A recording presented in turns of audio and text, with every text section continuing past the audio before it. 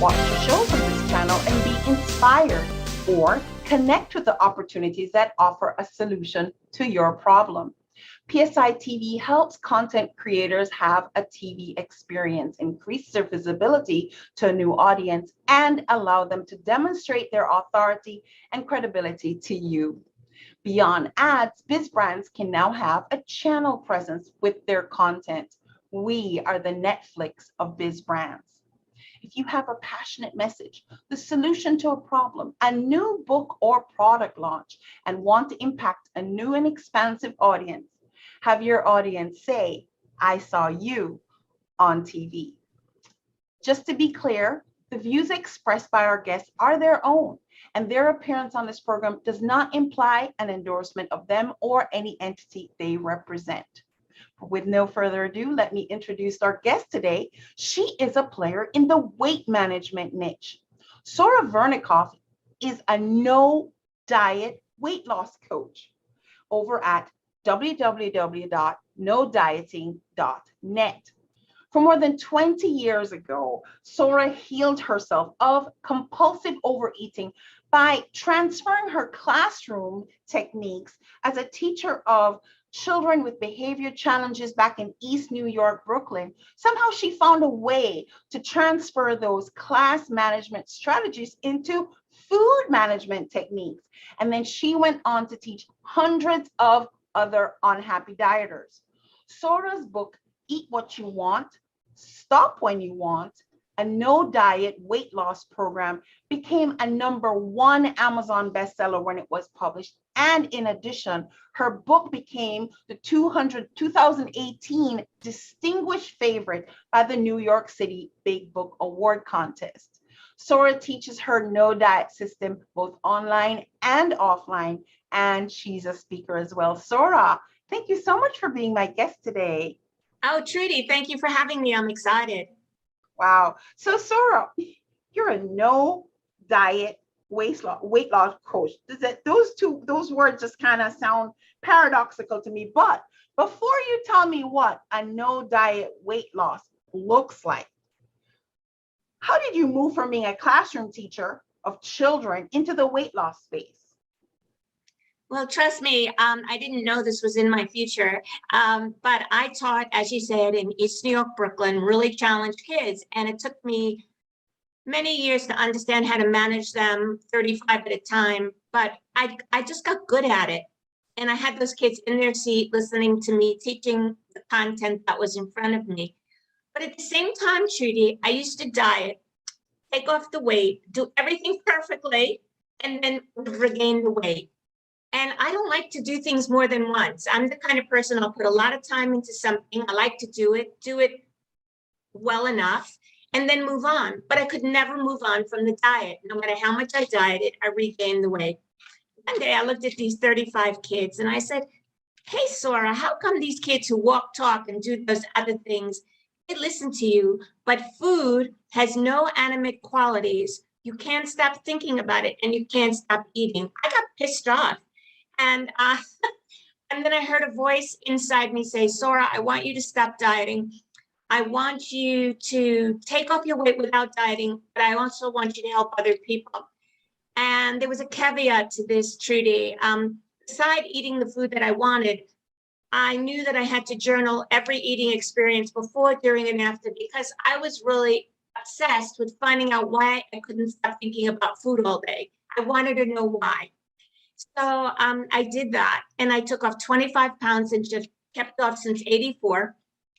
And when I reached my weight loss management goals, I knew that I could transfer my classroom management techniques to food management techniques. And that's when I developed this Easy Eat and Stop Yourself No Diet Weight Loss program. So I owe it all to my kids.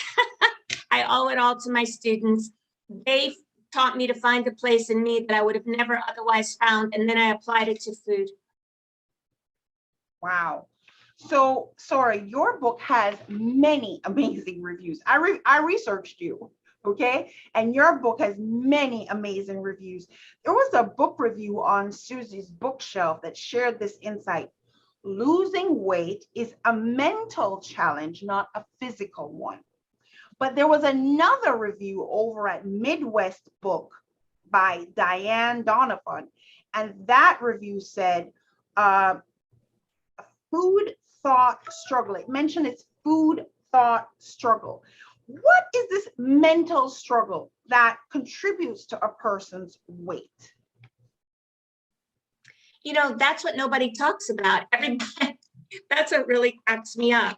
Everybody said, oh, there's too many chemicals in the food, there's too much sugar in the food, you know, and they make the food having the problems. The food has no problems.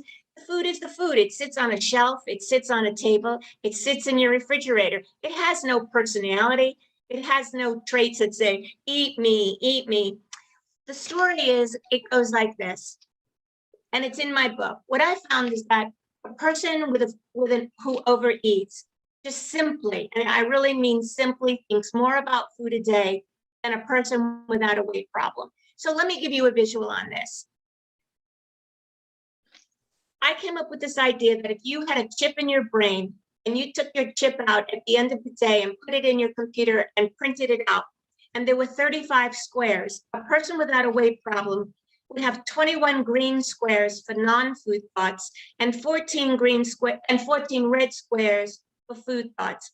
Whereas a person with a weight problem, for teaching purposes, has 21 red thoughts and 14 green thoughts, which means that a person with a weight problem simply consciously thinks more about food a day than a person without a weight problem. So the trick is, how do you minimize the number of red thoughts, which are food, that you think about each day, so that you consciously have the choice to think less about food? And that's the gift that my program gives you. So it's nobody's fault. It's not the food's fault, because just the food, just like my pen, the food is the object of the challenge, not the challenge. The challenge is the food thought, the actual thought. And because it repeats itself, you know, piece of chocolate cake, piece of chocolate cake. Now here's your chocolate cake, piece of chocolate cake, I want it. Piece of chocolate cake, I want it. So it starts up here. But of course, culture says it starts down here, because nobody but myself came up with a way to stop yourself from overthinking your food thoughts consciously. So there you go. Wow.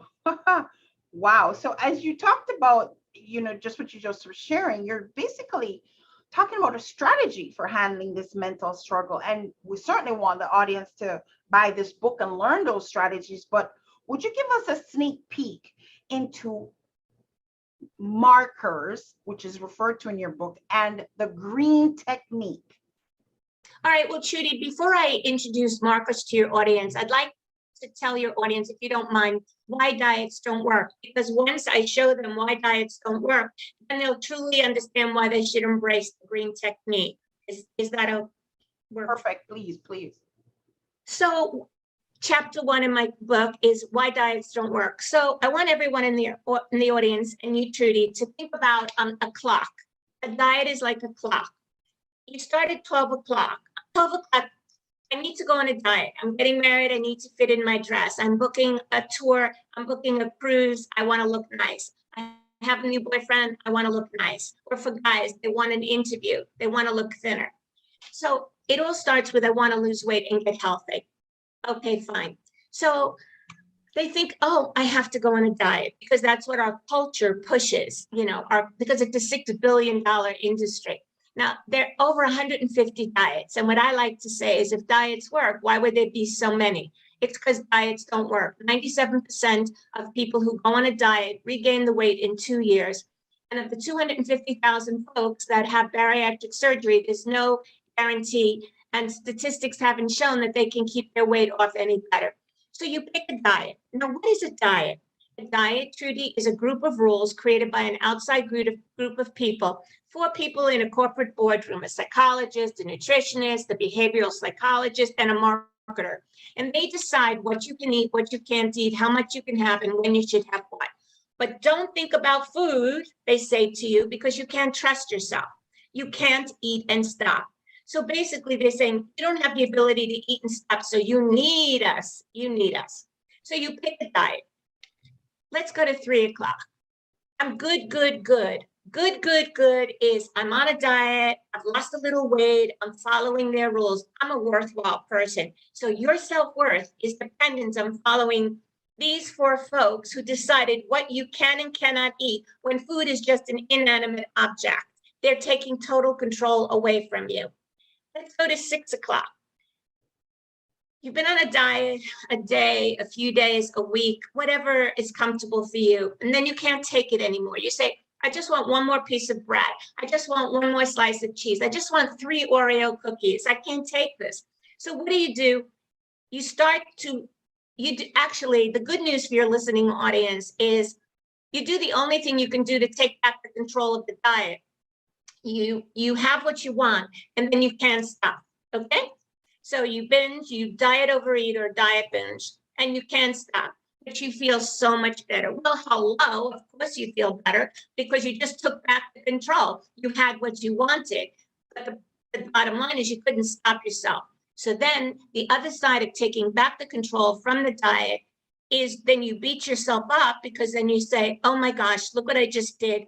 I had what I wanted, but I couldn't eat and stop. I'm worthless. I'm just, I can't follow these rules. What am I going to do with myself? I want to be thinner and healthier. So what do? You go to 9 o'clock, and 9 o'clock tells you, well, you can't follow these rules, so you better go back to the diet. So you go back to the diet at 12 o'clock, knowing full well there's another diet binge in the back of your mind. So that's why diets don't work. Diets are based on deprivation, and diets are not your rules. It's really simple. They're not your rules, and they're based on deprivation. So of course you've been a binge, and it's not your fault. It's just not your fault. But everybody thinks binging is their fault. No, binging is the good thing. Dieting is the bad thing. The end result of binging is you put on more weight, which drives you to the diet again. Then it increases lack of self-worth because you have everything in your life in order except you can't eat and stop. Well, of course you can't eat and stop. You're listening to other people. I like what you said, that these gurus sit in a room, they make the diet rules, and based on these rules, which the public who needs to lose weight tries to follow, they're successful for a little bit of time, then they lose the ability to follow somebody else's rules, because most of us are rebels at some point, and then they take back the control by doing exactly what they wanted to do, but then they beat themselves up because yes, they did take the control, but they weren't able to stop themselves. So they go eat that it's really 5 servings at say 150 calories, and I go, oh no, this is 5 servings according to this bag, but if I buy this right now, I could inhale the bag, all of it, and not think twice about it. So I'm either going to come home and I immediately get Ziploc bags and I separate out the 5 portions. That's what I do, or I don't buy it at all because I know potato chips are more of a challenge for me. So I either don't buy it or I buy it and I immediately separate it into 5 little baggies. That's my only way. That's it. That's how I do it. Okay, so I'm going to teach you a new way. Okay. Okay, first of all, I applaud you. I applaud you for your methods, having not met me. I think because I would do the same. So I would parse it out, and if I didn't think I'd parse it out, I couldn't bring it in. But now I'm going to teach you another way. So just play along with me. Sure. Okay, so you're doing Sora's program. Let's say you buy the bag. You're really scared. Let's give it what it deserves. You're really scared that you're going to eat the whole bag. You bring the bag home. I want you to then open the bag. Let's pretend to open the bag. Now I want you to put your hand in that bag and ask yourself how much is enough. Take that amount out and put it in a bowl. All right? Now, you just decided, this is a 2-step process because it's out of a bag. It's different when it's not out of a bag. But because you pick something out of a bag, I'm going to do out of the bag. You now have a handful of jalapeno potato chips in your dish. Now I want you to look at those jalapenos in the dish, and I want you to ask yourself again, how much is enough and how much is too much. And then I want you to separate, physically separate the amount that's too much from the amount that you decided was enough, even if it's a teeny part of a chip. So you need a marker. Okay, so are you saying having taken an amount out, that's not the point at which I've decided how much is enough? I've just Correct. taken an amount out. Now that Correct. it's on the bowl, in the bowl, now I look at it and say, how much is too much? Okay, I'm going to take out this little, this is too much. I'll take this little bit out. Correct. Now you just, now that was the green technique. The green technique says to you, once it wasn't enough in the bowl. So the green technique says once it's in the bowl, because don't forget, we had to get it out of the bath and we didn't want to pour the whole thing out. So we took a handful. Now you look at the chips and you go, how much is enough and how much is too much? You just said to me, a few of the chips is too much. Okay, so you take out the few chips that's too much, that's called your marker. So you have two amounts in front of you, Trudy. You have the amount that's enough and you have the amount that's too much. You are now in total control because you've already decided what will satisfy you and you've already decided what's too much, your marker. So now I want you to pretend to eat the amount that's enough, but not your marker. Now let's pretend. I want everybody in their audience or watching me. Sora, what has happened to the amount that I've said is? I will get to the marker. Oh, okay, so I eat now. Okay, everyone in the audience watching, I want you to eat the amount you decided was enough. Okay, Trudy just finished her chips. Now she stops. Now she looks at her marker, the amount that was too much, and says, the marker says to her, you just ate and stopped yourself and I helped you. You just ate and stopped yourself and I helped you. I'm your helper. I'm your eat and stop yourself helper. Now, the marker, because what stopped you, Trudy, is that you had enough. And I decided that before. Well, all the work in my program is done before. Everything in my program is done before you put the food in your mouth. Sora, I have a friend that when we go to eat, she'll order something, and before she starts, she'll tell herself she's taking some home. She'll cut the food in half and ask for a container to take away, and she separates it out right from the beginning. And I'm like, how did she do that? Okay, but that's her. Okay, she's doing what you do with your chips when you bag it.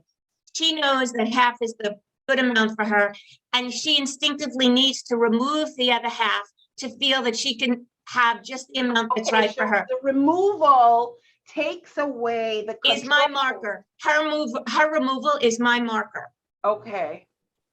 Okay. So let's take it a step further. Let's say you say, but Sora, I still want some more. So look at your marker, take some more from your marker, but you must leave a new marker.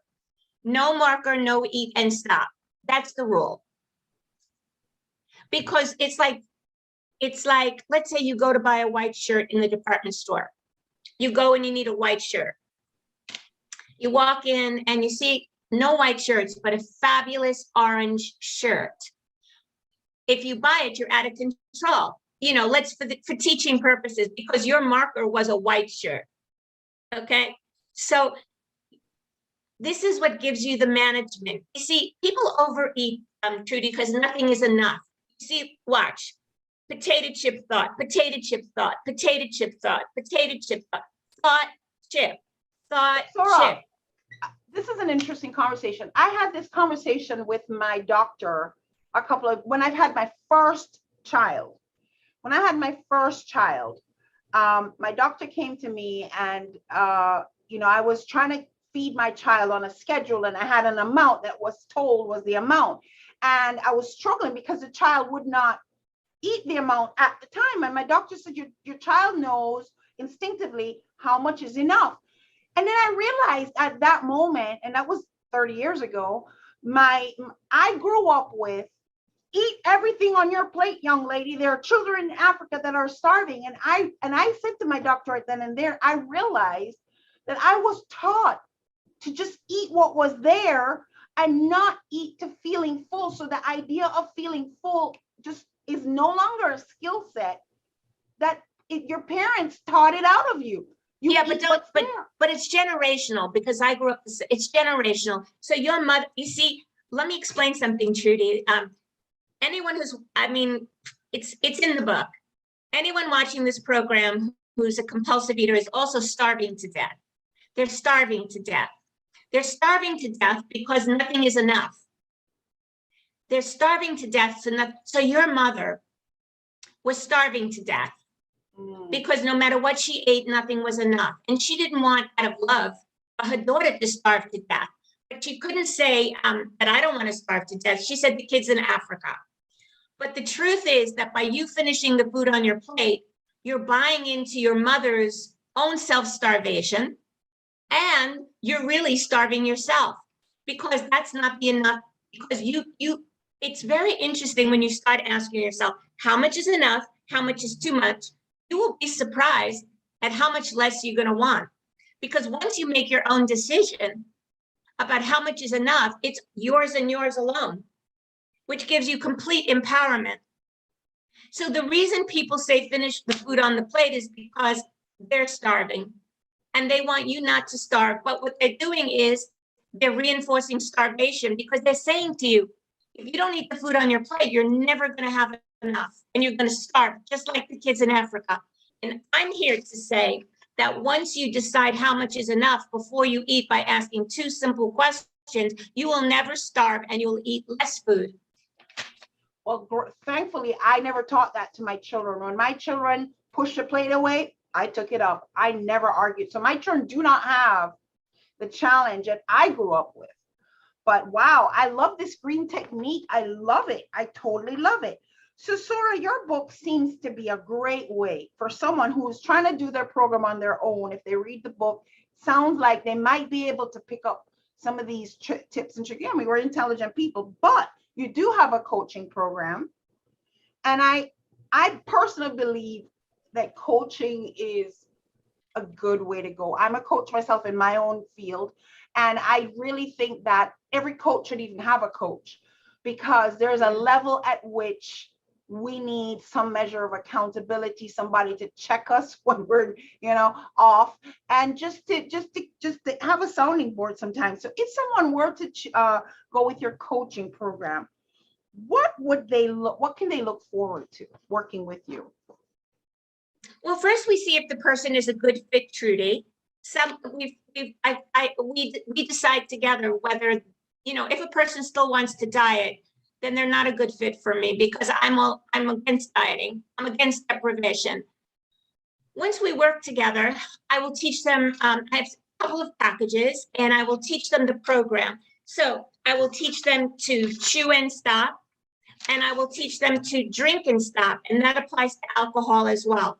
So I will teach you how to manage anything you put in your mouth that has to do with what you chew and what you drink. And then I will support you in that effort, because I'm 150% for anyone who has the courage to say enough is enough. Wow. Enough is enough. Because really, you're just hurting yourself. Absolutely. Well, Sora, is there anything else you'd like to share? Is there something that maybe I hadn't asked that maybe we should hear? Well, I'd like to share some just typical, well, they're not so typical, but I'd like to share some tips for anyone listening that does struggle with food that they can start with today, beside the green technique, which is the love of my life. So the first thing I'd like them to do, Trudy, is keep what I call a neutralized kitchen. Now, what is a neutralized kitchen? A neutralized kitchen means that you don't bring anything in the house that will get you up at 3 a.m. and call to you, eat me, eat me. So bring in foods basically that you're bored with. Whether you're... Sora, how does that work when you have kids? Well, I would, if I had kids, which I don't, I would create my own board, my own food that I would go to. I can teach that in the program. I have another technique called the red technique, and I would, which folks have to buy the book to read, because that's the secret sauce. And once I taught them the red technique, we would set up a special technique for the kids' food, and they would never have it. Believe Okay. me. All righty. So, Oh. neutral kitchen. So a neutral kitchen means that if you know that, like for me, bringing bagels into the house, I have them now, but I had to work into them, you know, because I grew up on bagels, lox, and cream cheese in Brooklyn. And for me to bring it in the house, it just triggered so many memories of my mother's kitchen. So don't bring in 20 Hershey bars if you know you're going to spend all night eating them. Put them in your mailbox if you want to, or buy one at a time, or eat them outside the house. This is, now if you're doing my program, it's a different story because the red technique will let you keep those chocolate bars in the house.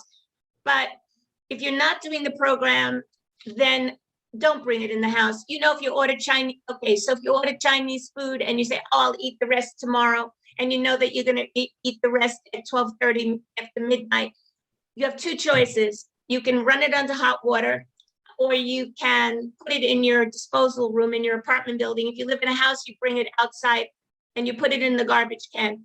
And people say, oh, Sora, isn't that wasting food? And I say, better waste that way than put it on my thighs, you know? So I really WASTE than WAIST. Yay.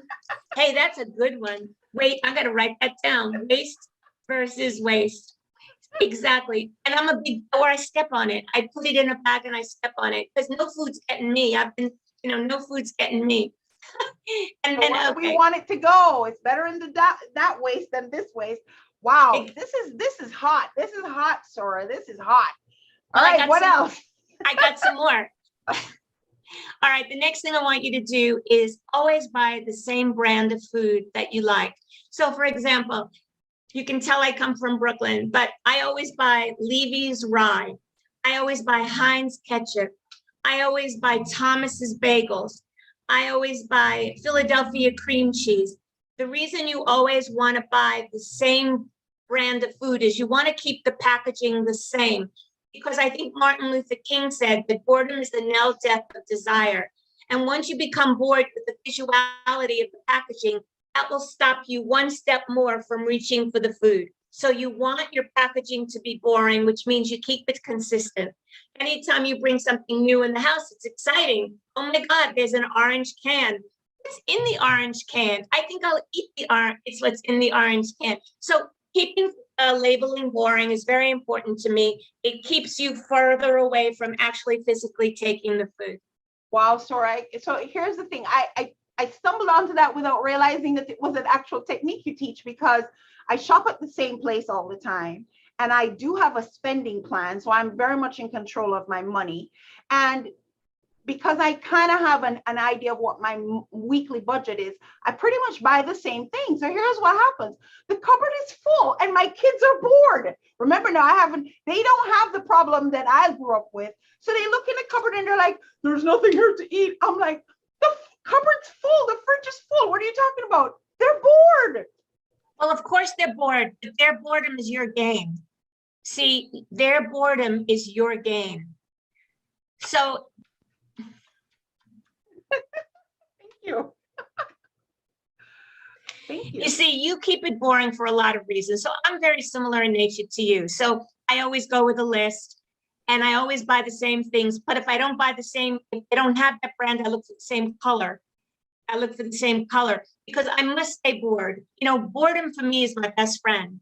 The more bored I am, the happier I am. Because if I'm bored, you know what boredom means, Trudy?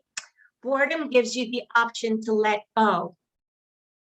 So it pushes me from project to project, from